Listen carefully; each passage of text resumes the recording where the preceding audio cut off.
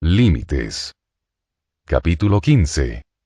Para medir el éxito con los límites.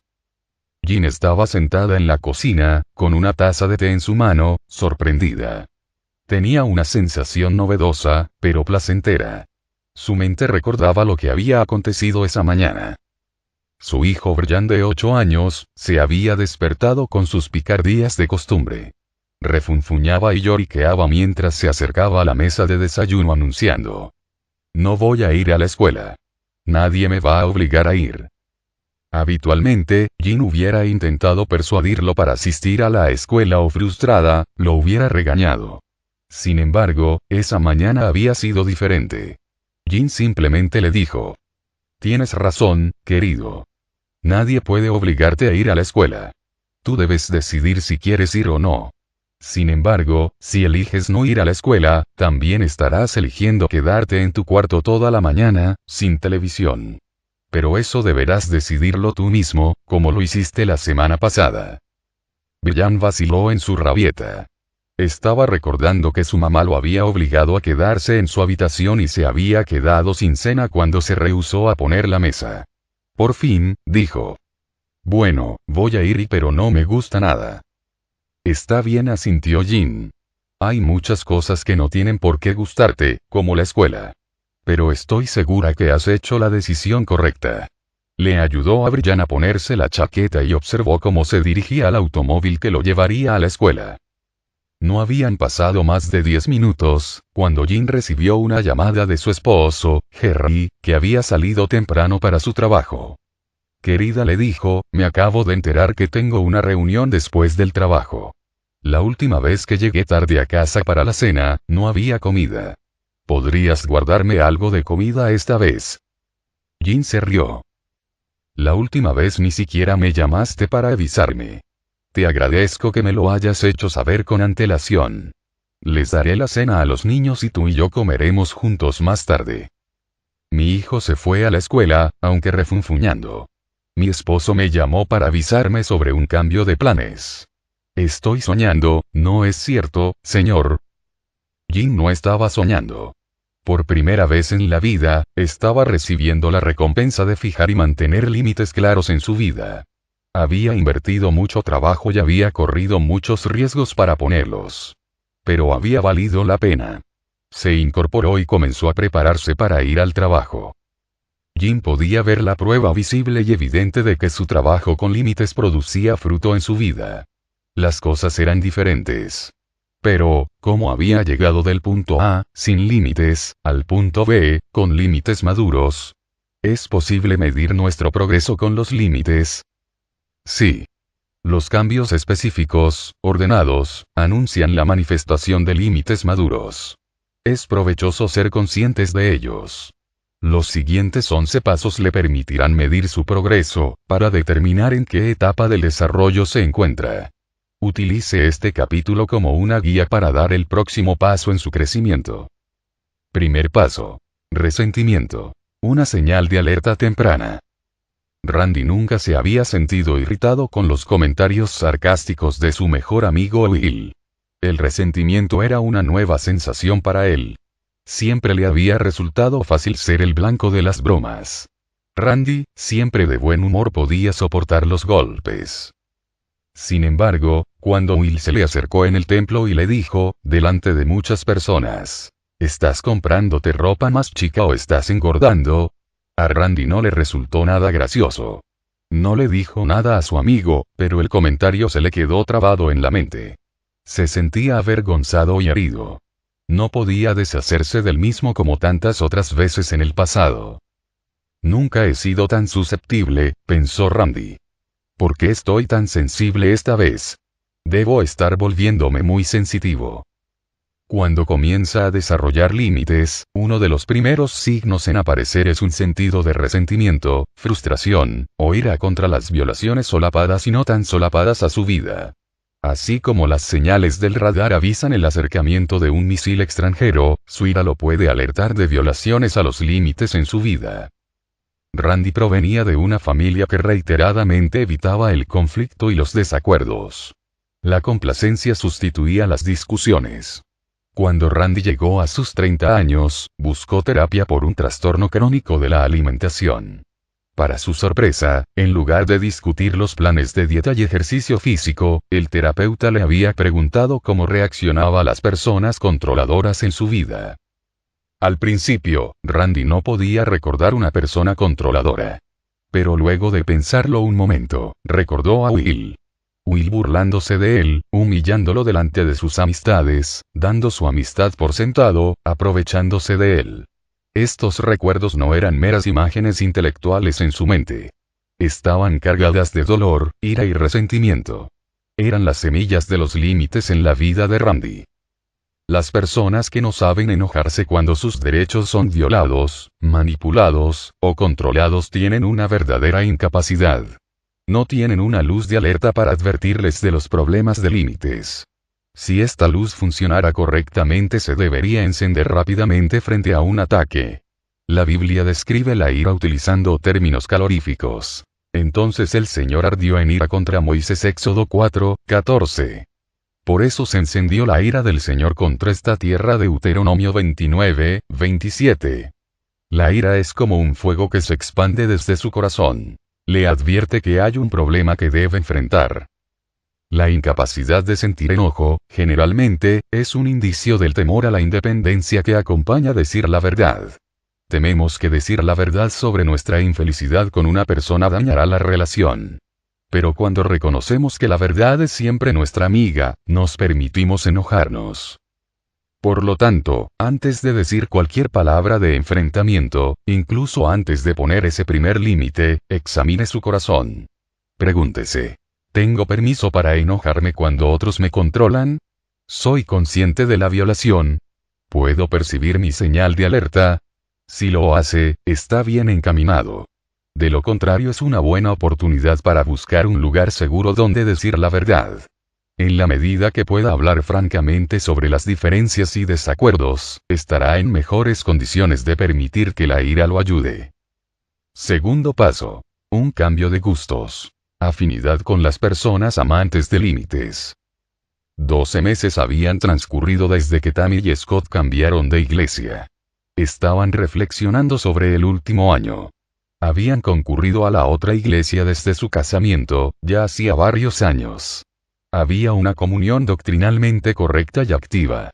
Pero uno de los problemas insalvables era la actitud de la membresía con respecto a la participación en las diversas actividades de la iglesia.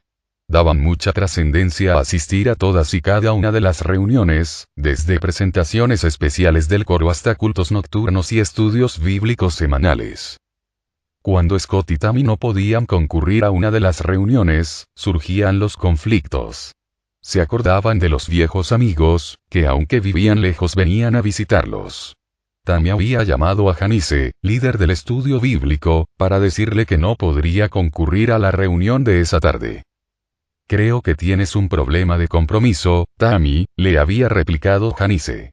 Si de veras te importáramos algo, estarías presente.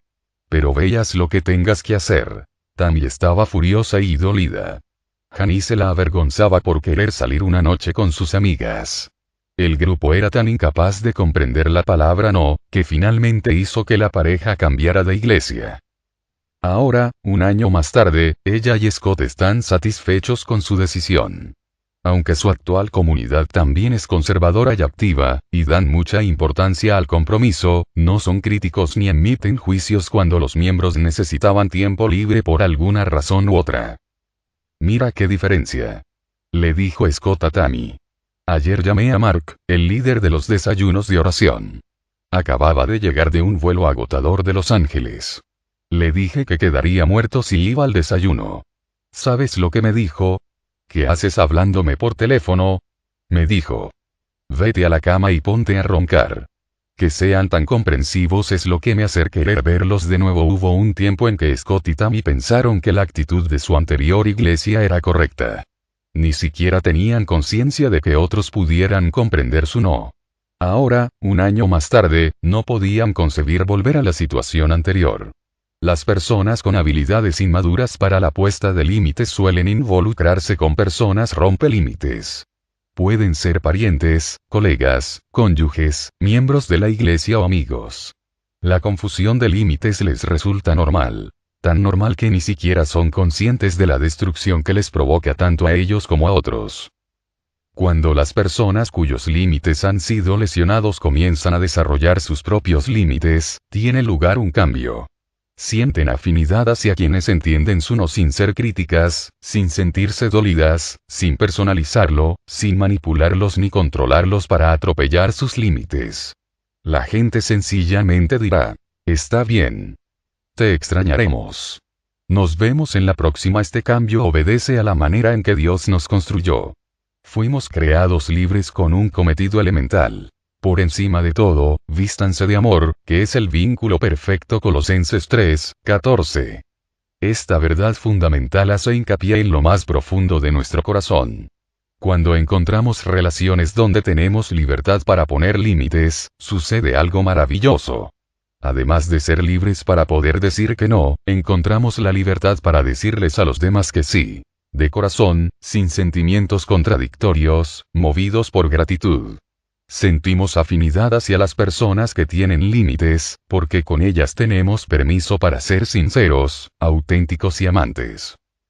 Para alguien cuyos límites han sido lesionados, una persona que sabe decir no con claridad puede resultar distante y fría.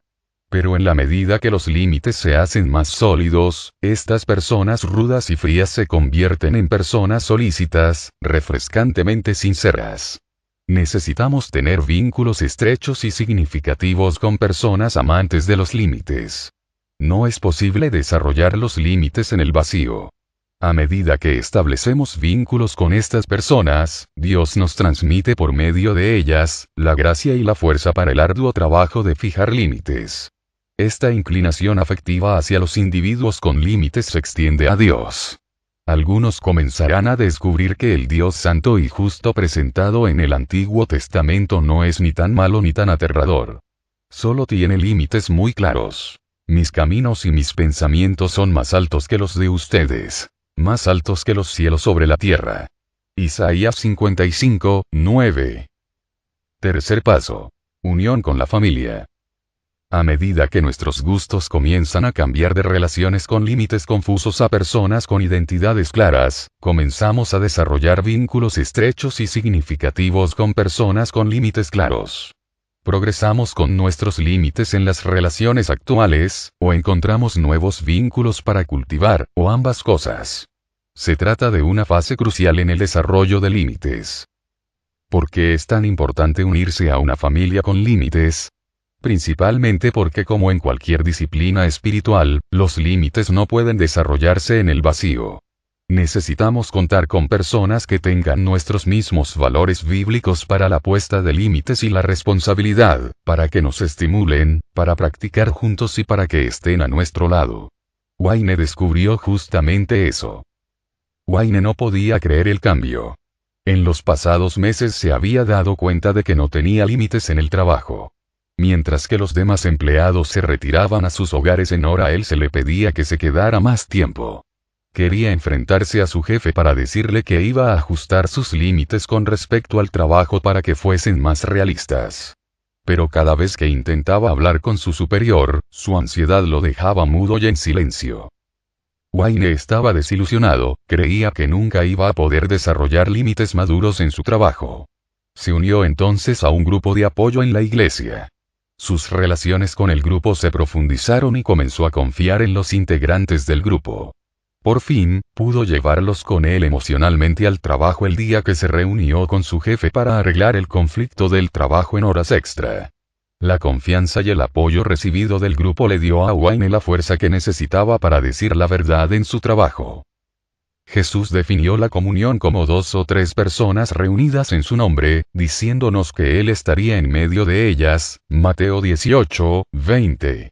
Su espíritu y los recuerdos emocionales que tenemos de las personas que confían en nosotros se combinan para ayudarnos a mantener los límites firmes. ¿Por qué? Porque sabemos que en algún lugar, tenemos un hogar espiritual y emocional. No importa lo sarcástica que sea la crítica o lo grave que sea el rechazo de la persona con quien tenemos el conflicto. No estamos solos. Esto es determinante en la puesta de límites. Cuarto paso. Atesorar nuestros tesoros. Cuando se sienta seguro de estar rodeado de personas que creen que la gracia y la verdad son buenas, Juan 1:17, sus valores comenzarán a cambiar. Comenzará a entender que hacerse responsable de su persona es saludable y comenzará a comprender que hacerse responsable de otros adultos es destructivo.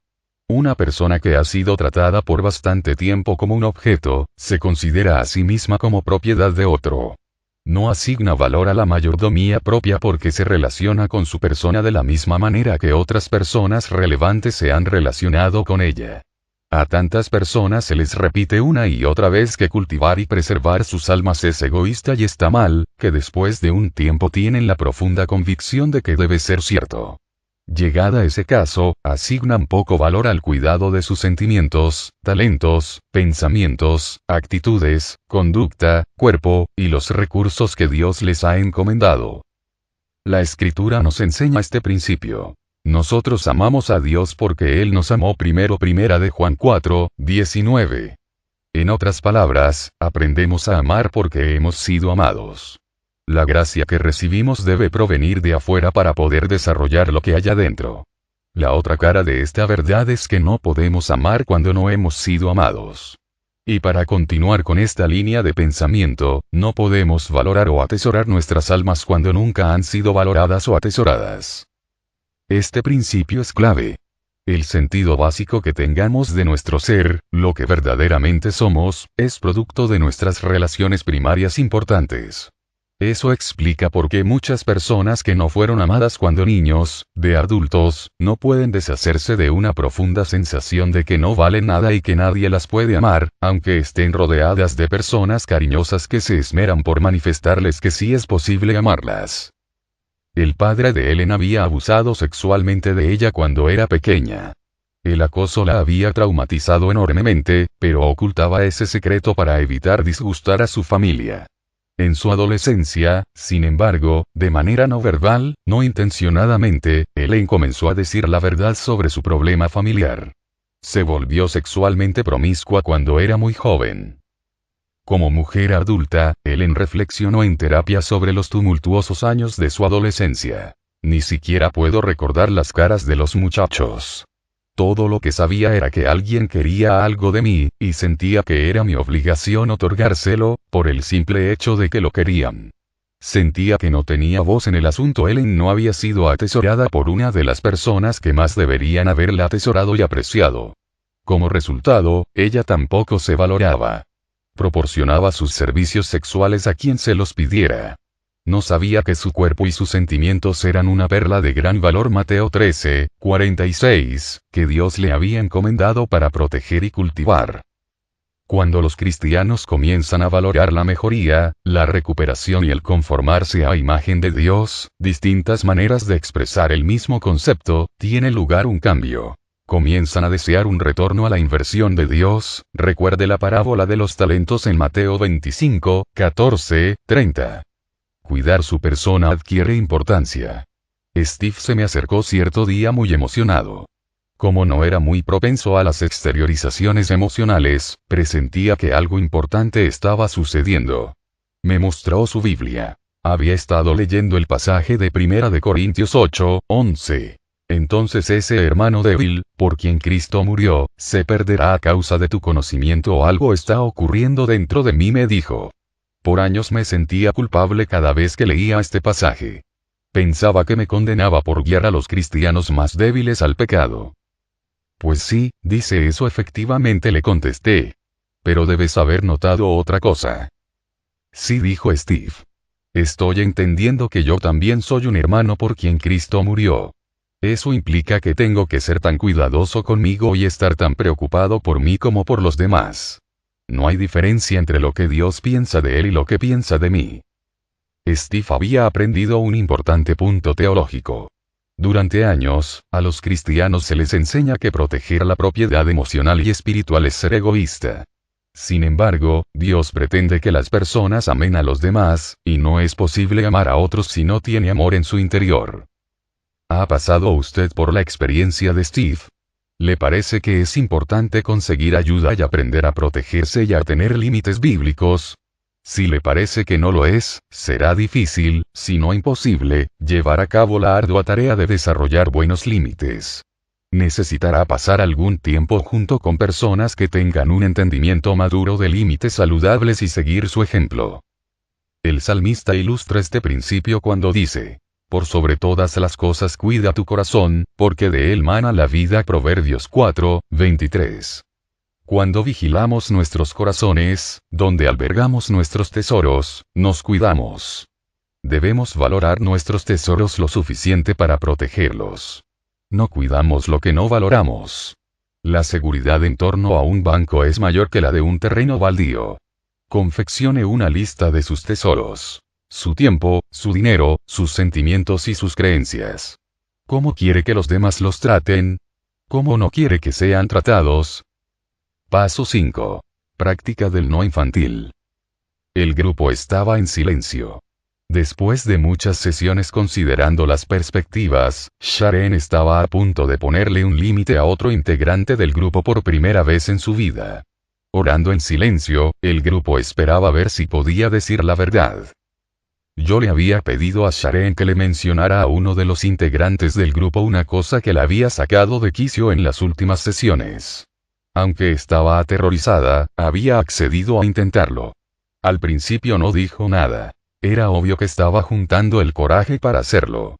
Luego, lentamente, miró a la mujer sentada a su lado y le dijo: Caroline, no sé cómo decirte esto, pero te lo diré de todos modos. Me molesta cuando siempre eliges la mejor silla para sentarte en el grupo. Inmediatamente, agachó su cabeza, esperando la objeción. No hubo ninguna. Al menos no la que Sharon había previsto. Estaba esperando que me dijeras algo, le explicó Caroline. Te notaba distante, pero no sabía por qué. Sirve de mucho saber el por qué. Ahora me siento más unida a ti. Te has arriesgado a enfrentarme. ¿Quién sabe? Pelearé a brazo partido por la silla. ¿Cree que esto es un asunto baladí? No lo es. Había sido criada en un hogar donde la madre la hacía sentir culpable cuando ponía límites y el padre tenía ataques de rabia cuando ella no estaba de acuerdo. Sharon estaba de veras zambulléndose de cabeza. Nunca se había cuestionado los límites hasta que la ansiedad y la depresión le hicieron la vida incontrolable. El mejor lugar para que Sharon comenzara a practicar los límites era su grupo de terapia. El crecimiento en la puesta de límites emocionales debe darse a un ritmo que guarde proporción con las lesiones del pasado. De lo contrario, usted podría fracasar estrepitosamente antes de contar con límites lo suficientemente sólidos. Esta cuestión de los límites no resulta, se quejó Frank durante una sesión de terapia. ¿Por qué? Le pregunté. Porque tan pronto como me di cuenta de que no les ponía buenos límites a las personas, llamé a mi padre ese mismo día y le dije lo que pensaba. ¿Sabe lo que hizo? Me colgó. Genial, sencillamente genial. Los límites han empeorado mi vida en lugar de mejorarla.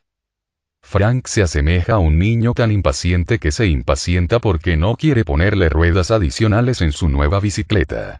Solo después de varias caídas y rodillas raspadas comienza a darse cuenta de que posiblemente se haya saltado algunas etapas en su entrenamiento. La siguiente sugerencia puede resultarle útil para dar este paso. Pídale a su grupo de apoyo, a sus buenos amigos, si le permitirán trabajar los límites con ellos. Usted apreciará su verdadero valor según cómo respondan cuando sean sinceros con ellos. Por un lado, podrán animarlo con cariño a disentir y enfrentarlos, o por otro le resistirán. De cualquier manera, usted aprenderá algo. Una buena relación de apoyo aprecia el no de todas las partes involucradas. Sus integrantes saben que la verdadera intimidad solo se construye cuando hay libertad para discrepar. El de sabio corazón acata las órdenes, pero el necio y rezongón va camino al desastre. Proverbios 10:8. Comience a practicar su no con las personas que lo respetarán y lo amarán por eso. Paso 6. Regocíjese de los sentimientos de culpa. Aunque resulte extraño, un signo de que se está convirtiendo en una persona con límites suele ser una sensación de autocondenación. Tiene la sensación de que al poner límites, ha transgredido algunas normas importantes. Cuando comienzan a decir la verdad sobre lo que es y lo que no es su responsabilidad bíblica, muchas personas experimentan una intensa autocrítica. ¿A qué se debe esto? Consideremos la respuesta desde el punto de vista de esclavitud y libertad. Las personas con límites lesionados son esclavas. Luchan por tomar decisiones de acuerdo a sus valores, pero la mayoría de las veces adoptan sus decisiones en función de los deseos de quienes los rodean. Aun cuando estén rodeadas por personas que valoran los límites y las apoyan, todavía tienen dificultad para poner límites. La culpa la tiene una conciencia débil, o un juez interno muy severo, no bíblico, y excesivamente activo. Si bien necesitamos a nuestro evaluador interno para ayudarnos a distinguir el bien del mal, muchas personas cargan con una conciencia extremadamente autocrítica y equivocada. Piensan que son transgresores cuando no es así. Por causa de este juez excesivamente activo, las personas cuyos límites han sido lesionados suelen tener mucha dificultad para poner límites. Se preguntan, ¿no estaré siendo muy severo? ¿Y como que no puedes ir a la fiesta? ¡Qué egoísta! Imagínese el estrago que provoca esta persona cuando finalmente pone un límite o dos, aunque sea algo muy pequeño. La conciencia sube de revoluciones porque se desobedecen sus exigencias nada realistas. Es una rebelión contra los límites pertinentes que amenazan al control paternal de la conciencia. Ataca el alma con brío, esperando derrotar a la persona para que se someta nuevamente a sus engañosos debes y no debes. Entonces, de una manera graciosa, activar una conciencia hostil es una señal de crecimiento espiritual, un indicio de que usted puede estar protestando contra restricciones no bíblicas. Si la conciencia permaneciera en silencio y no le mandara estos mensajes de culpa del tipo "¿cómo pudiste?", pudiera implicar que todavía sigue esclavo de su padre interno. Por eso le animamos a regocijarse en la culpa. Significa que está progresando. Séptimo paso. Práctica del no adulto. Piense un minuto en esta pregunta. ¿Quién es su rompelímites principal? ¿A qué persona allegada le resulta más difícil ponerle límites?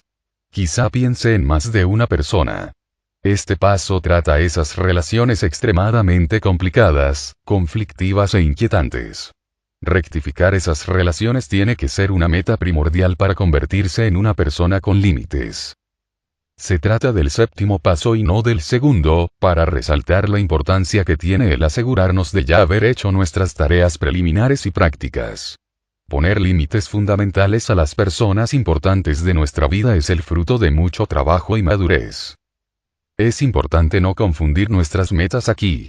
Con frecuencia, los cristianos cuyos límites han sido lesionados piensan que el objetivo debiera ser poner límites en algunas áreas importantes para normalizar sus vidas nuevamente.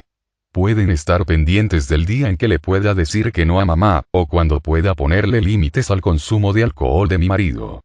Si bien estos enfrentamientos son muy importantes, Jesús los mencionó en Mateo 18, 15, 20, no son la meta culminante del aprendizaje de límites. Nuestra meta indefectible es la madurez. La capacidad de tener éxito en nuestro trabajo y amar bien como ama Dios. Esa es la meta de ser semejantes a Cristo. Queridos hermanos, ahora somos hijos de Dios, pero todavía no se ha manifestado lo que habremos de ser. Sabemos, sin embargo, que cuando Cristo venga seremos semejantes a Él, porque lo veremos tal como Él es.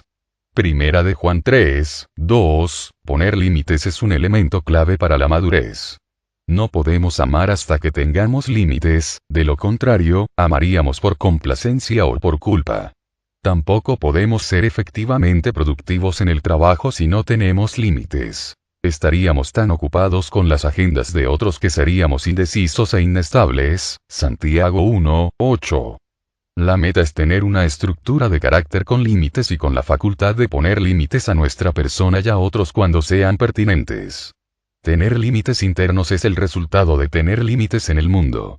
Porque cuál es su pensamiento en su corazón, tal es el Proverbios 23, 7, Reina Valera. Damos este paso cuando desarrollamos una estructura de carácter bien definida, sincera y centrada en la meta. Para entonces, después de mucho trabajo y práctica, ya nos habremos preparado debidamente para esos no fundamentales e inquietantes. En ocasiones, un no fundamental precipitará una crisis. Una persona importante en su vida puede enojarse, o lastimarlo o ser abusadora. La verdad expondrá las divisiones en las relaciones. Los conflictos y desacuerdos ya existen. Los límites lo único que hacen es sacarlos a la superficie. Confeccione en oración una lista de sus relaciones más significativas. Agregue a esa lista los tesoros específicos que están siendo violados en esas relaciones. ¿Qué límites específicos necesita poner para proteger esos tesoros? Octavo paso. Regocíjese en la ausencia de sentimientos de culpa. En el sexto paso explicamos cómo una conciencia excesivamente activa y débil muy posiblemente opondrá una severa resistencia a los primeros pasos en una existencia con límites. Con trabajo persistente y buen respaldo, sin embargo, la culpa disminuirá. Podremos guardar, con una conciencia limpia, las grandes verdades de la fe primera de Timoteo 3:9, con más eficiencia. Ahora, una vez que haya cambiado su alianza espiritual y emocional, puede dar este paso. Ya no escucha a su Padre interno, sino que responde a los valores bíblicos de amor, responsabilidad y perdón. Ha interiorizado estos valores en su corazón después de experimentar muchas relaciones con personas que entienden estos valores. El corazón no solo recurre a su conciencia crítica para su propia evaluación. Depende de las emociones que recordamos de personas amantes y sinceras. Evelyn sabía que algo había cambiado en su interior cuando se enfrentó a su esposo con respecto a sus andanadas de crítica. Se acabó, Paul, le dijo sin levantar la voz. Si no puedes hablarme más amablemente en 10 segundos, me voy a pasar la tarde a casa de mi amiga Nan. Tú eliges, porque hablo muy en serio. Paul, ya pronto para lanzar otro ataque verbal, cerró su boca. Él también sentía que Evelyn estaba hablando en serio esta vez. Se sentó en el sillón y esperó a ver qué haría ella ahora. Lo que sorprendió a Evelyn fue no sentir sus propias recriminaciones después de haber puesto límites. Habitualmente ella pensaba, no le diste muchas oportunidades a Paul, o debes dejar de ser tan susceptible, o pero él trabaja tanto, y es tan bueno con los niños. Su grupo había dado resultado. Su práctica había dado fruto. Y su conciencia había comenzado a madurar. Noveno paso. Amar los límites ajenos. Un cliente me preguntó en cierta ocasión, ¿habrá alguna manera en que pueda ponerle límites a mi esposa? Pero que ella no me ponga límites a mí. Si bien admiré su sinceridad, la respuesta obvia es negativa. Si pretendemos que los demás respeten nuestros límites, necesitamos respetar los límites ajenos por diversos motivos. Amar los límites ajenos nos enfrenta con nuestro egoísmo y omnipotencia. Cuando estamos interesados en proteger los tesoros de otras personas, estamos luchando contra el egocentrismo que forma parte de nuestra naturaleza caída. Nos concentramos más en los demás. Amar los límites ajenos aumenta nuestra capacidad para cuidar a otros. No es difícil amar los aspectos agradables de otras personas. Sin embargo, es otra historia cuando nos encontramos con la resistencia, el enfrentamiento o la autonomía de los demás. Podemos tener un conflicto, o no obtener algo que queremos del otro. Cuando sabemos amar y respetar los límites ajenos, conseguimos dos cosas. En primer lugar, sentimos un sincero aprecio hacia la otra persona, porque no ganamos nada con su no. Solo le ayudamos a que nos prive mejor. Amar los límites ajenos presenta una segunda ventaja porque nos enseña a tener empatía. Nos muestra que necesitamos tratar a los demás como nos gustaría que nos trataran a nosotros. En efecto, toda la ley se resume en un solo mandamiento. Ama a tu prójimo como a ti mismo, Gálatas 5:14. Deberíamos defender el no de los demás de la misma manera que defendemos nuestro no, aun si nos cuesta algo. Décimo paso. Libertad de nuestro no y nuestro sí. Te amo, Peter, le dijo Silvia a su novio, mientras cenaban. Era un momento importante.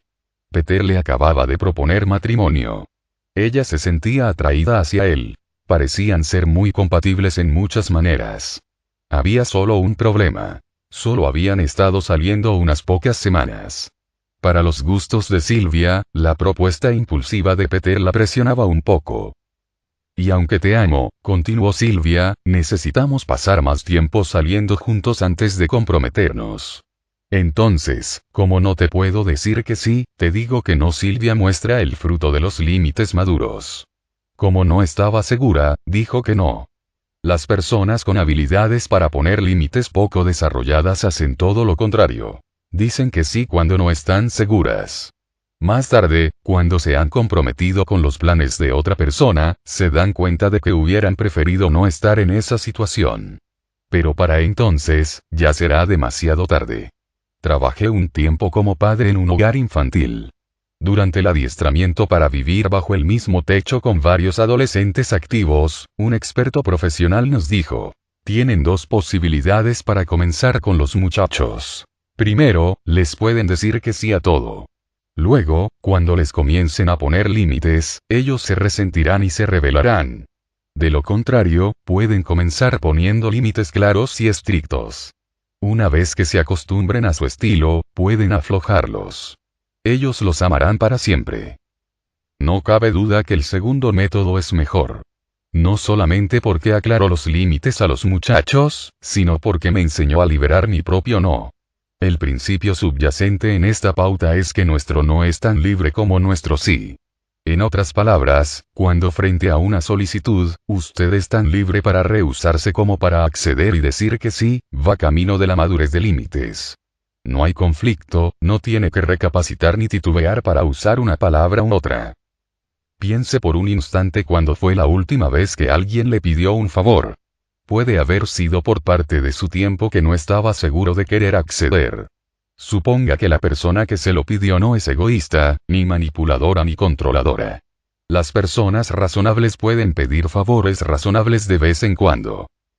Volviendo al punto, a usted le pidieron algo que no estaba seguro de que pudiera dar. No estaba seguro de poder hacerlo con alegría en su corazón, 2 de Corintios 9, 7. Confronte lo que sucedió después con esta pauta de límites en particular. Posiblemente usted hizo una de las siguientes cosas. 1. Como no estaba seguro, dijo que sí. 2. Como no estaba seguro, dijo que no. ¿Cuál de estas respuestas es más madura? En la mayoría de los casos, la segunda. ¿Por qué? Porque dar de nuestros recursos es más responsable que prometer lo que quizá no podamos brindar. Jesús dijo que debemos calcular el costo de nuestros empeños. Supongamos que alguno de ustedes quiere construir una torre. ¿Acaso no se sienta primero a calcular el costo, para ver si tiene suficiente dinero para terminarla? Si echa los cimientos y no puede terminarla, todos los que la vean comenzarán a burlarse de él, y dirán: este hombre ya no pudo terminar lo que comenzó a construir. Lucas 14, 28, 30. Las personas cuyos límites han sido lesionados prometen y luego hacen una de las siguientes cosas. 1. Hacen el bien con resentimiento. O 2. No cumplen con lo prometido. Las personas con límites desarrollados, sin embargo, hacen el bien libremente y con alegría. O no hacen ninguna promesa. Cumplir con responsabilidades cargadas de culpa o ser complacientes puede ser muy caro, doloroso e inconveniente. Aprenda la lección. No prometa demasiado sin haber hecho previamente sus cálculos espirituales y emocionales. 11. Paso. Límites maduros. El establecimiento de metas valiosas. Ben colocó su lapicera en el escritorio y miró a su mujer, Han, con satisfacción. Habían pasado todo el día analizando el año transcurrido y haciendo planes para el siguiente. Esta tradición anual la habían venido desarrollando durante los últimos años. De esa manera, sentían que la vida tenía dirección, un propósito. Antes de comenzar a fijar las metas juntos, la vida había sido un caos. Ben era controlador e impulsivo. Nunca habían podido ahorrar mucho dinero debido a su costumbre de gastar el dinero. Si bien ella era cuidadosa con el dinero, Han había sido complaciente y nunca lo había enfrentado. Por consecuencia, cuanto más gastaba Ben, más se retraía ella y se ocupaba fuera de la casa como voluntaria. Finalmente, después de mucho trabajo con los límites con una terapeuta matrimonial, Han comenzó a poner límites a la conducta descontrolada de Ben. Se volvió más franca, menos resentida y con menos necesidad de culpar a otros. Ben, por su parte, comenzó a desarrollar su sentido de responsabilidad hacia su familia. Hasta sentía más ternura hacia su esposa, aun cuando ella le había echado en cara varias veces su irresponsabilidad. Ben sonrió. Querida, le decía, hemos hecho un giro de 180 grados con respecto al año anterior. Ahorramos un poco de dinero. Logramos algunas metas financieras. Estamos siendo más francos entre nosotros. Nos queremos más. Y tú no te estás escapando y ayudando a cuanta comisión de la ciudad necesite un voluntario. Han le respondió. Es que ya no necesito hacerlo. Tengo lo que quiero en casa contigo, con los niños, en nuestro grupo de apoyo en la iglesia y en los ministerios en que trabajamos. ¿Sabes qué? Vamos a planificar lo que queremos hacer. Con nosotros, con el Señor, con nuestro dinero y con nuestros amigos. Y para que el año próximo sea todavía mejor. Ben y Han estaban cosechando el fruto de años de trabajo. Sus facultades maduras para poner límites producían toda clase de beneficio. Al fin de cuentas, la meta culminante del aprendizaje de límites es ser libres para proteger, cultivar y desarrollar la vida que Dios nos ha encomendado. Poner límites es señal de madurez, de proactividad, de iniciativa. Es tener control de nuestras vidas. Las personas con límites maduros no son frenéticas, apuradas, ni descontroladas. La vida tiene una dirección, van con rumbo seguro hacia sus metas personales. Planifican por adelantado. La recompensa a sus límites inteligentes es el gozo de ver sus deseos cumplidos. Su inversión en los años de vida que Dios le ha dado es redituable. Son semejantes a la reflexión de Pablo al final de su vida. El tiempo de mi partida ha llegado. He peleado la buena batalla, he terminado la carrera, me he mantenido en la fe. Segunda de Timoteo 4, 6, 7, pero, ¿acaso la vida no interrumpe el proceso de la persona con límites maduros? No tendré pruebas, complicaciones y personas que me quieran en su camino y no en el camino de Dios. Sin duda. Los tiempos son ciertamente malvados. Habrá todo tipo de resistencias a nuestros límites y metas. Pero la persona con límites maduros lo sabe, lo anticipa, lo prevé. Y él o ella sabe que de ser necesario, hay un no esperando dentro de su corazón, listo para ser utilizado. No para atacar ni para castigar, sino para proteger y cultivar el tiempo, los talentos y los tesoros que Dios nos ha encomendado durante los 70 años de vida en este planeta. Salmo 90, 10. Si desea escuchar el libro completo en lista de reproducción del canal encontrará todos los capítulos del libro. Si desea descargar el libro en formato PDF en la descripción encontrará un link para descargarlo. Si te gustó este libro suscríbete al canal y recibe noticias de los libros que subimos. Dale me gusta, ayuda muchísimo y no cuesta nada.